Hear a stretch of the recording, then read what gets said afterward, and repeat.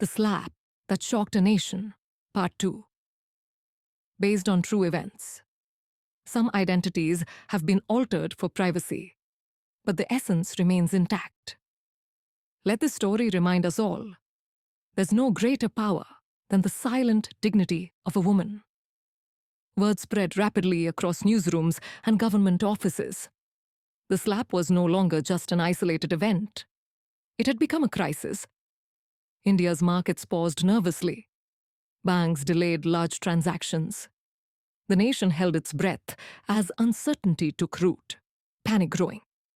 Joint Secretary Mona Jacob from the Home Ministry arrived hurriedly, her face pale with anxiety.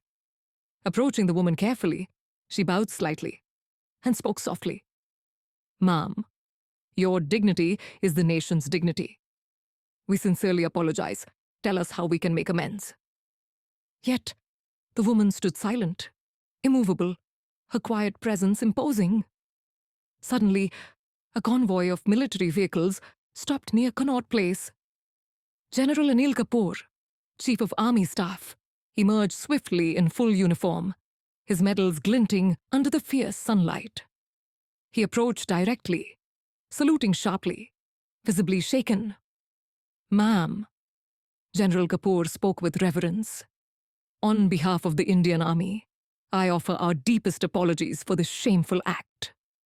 Your dignity is sacred to us. Please forgive our nation." Still, the woman remained silent. Minister after minister appeared, panic-stricken, uncertain, each recognizing the gravity of this moment. Defense Minister Rajiv Saxena arrived quickly, his usually confident demeanor replaced with humility. "Madam," he began softly, eyes cast down, "I humbly ask forgiveness for this shameful disrespect. You deserve the utmost honor." Yet again, no words from her. Only silence, powerful and heavy, hung in the scorching air. Meanwhile, far away in Washington, D.C., Prime Minister Aditya Mishra was concluding an important international press conference. Journalists filled the room, cameras flashing, when suddenly an aide urgently whispered into his ear. The Prime Minister's face drained of color instantly. "Are you absolutely sure?" he murmured. "Yes, sir. It's all over the news. The video has gone viral," the aide confirmed anxiously. Without a single explanation, PM Mishra abruptly ended the conference. "I'm sorry. I must return to India immediately." Ignoring the barrage of confused questions, he quickly exited the room, his face filled with anxiety and urgency. Within hours, a helicopter roared into Connaught Place's airspace. Dust rose in dramatic waves, clearing a circle around its landing spot. As the blades slowly wound down, PM Mishra stepped onto the tarmac. Serious, grave, deeply humbled. Crowds parted silently, staring in awe and disbelief as their Prime Minister approached the silent woman.